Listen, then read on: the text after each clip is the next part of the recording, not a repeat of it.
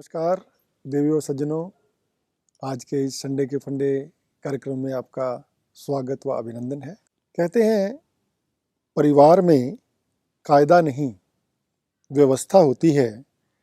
परिवार में कायदा नहीं व्यवस्था होती है। परिवार में सूचना नहीं सिर्फ समझ होती है।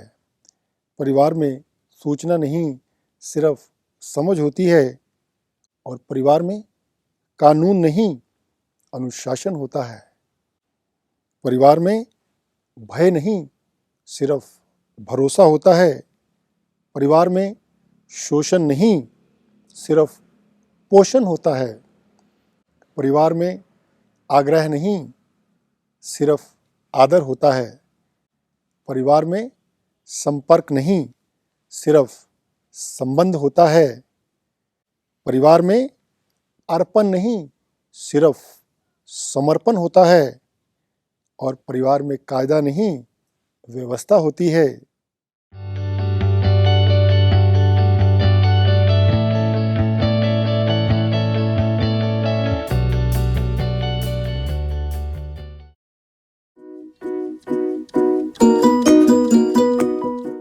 साथियों, आज के इस संडे के फंडे कार्यक्रम में इन पंक्तियों के माध्यम से मैं आप सबसे यही आग्रह करना चाहता हूँ, प्रार्थना करना चाहता हूँ कि परिवार को जोड़े रखें, संबंधों को प्रशंसित करें, उनका मान रखें, क्योंकि परिवार रिश्तेदारी या संबंधों को जोड़े रखने के लिए कई बार हमें अंधा बनना पड़ता है, बहरा बनना पड़ता है, गूंगा भी बनना पड़ता है।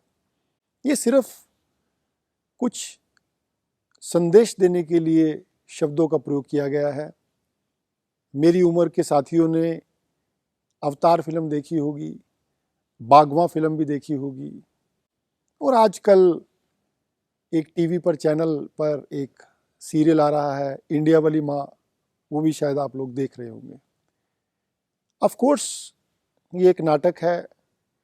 कहते हैं कि टीवी में नाटक देखकर हमारी आंखों में आंसू आ जाते हैं, लेकिन आसपास के वातावरण में हम लोग जब किसी को रोते हुए, बिलखते हुए, परेशान देखते हैं तो हमें वो नाटक नज़र आता है।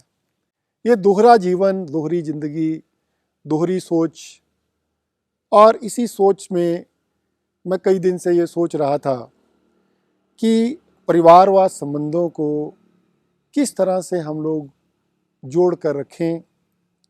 परिवार को, संबंधों को जोड़ कर रखने के लिए हमें बहुत कुछ त्यागने की ज़रूरत होती है, बहुत ओपन माइंडेडनेस की ज़रूरत होती है।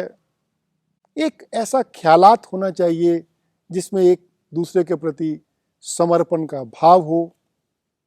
आप सब अगर अपने परिवार, अपनी रिश्तेदारी, अपनी पिछली जनरेशन और अपनी अगली जनरेशन को देखकर ये सोचें कि कहाँ क्या क्या चल रहा है। क्या व्हाट्सएप, सोशल मीडिया के ज़माने में सभी रिश्ते, संबंध खोखले तो नहीं हो गए हैं, फॉर्मल तो नहीं हो गए हैं, दिखावा तो नहीं हो गया है। कोई ज़रूरी नहीं कि हमें आगे बढ़ने के लिए बहुत तेज़ रफ्तार करनी पड़े। हो सकता है हमें थोड़ा पीछे भी हटना पड़े। मेरा आग्रह है, मेरा आशय इस समय यह है कि हमें जोड़ के कैसे रखना है। तोड़ना तो बहुत आसान है। अगर हम ये सोचेंगे कि उसने मेरे लिए क्या किया, इसने मेरे लिए क्या किया, तो शायद रिश्ते, संबंध, परिवार जुड़ा नहीं रह सकता।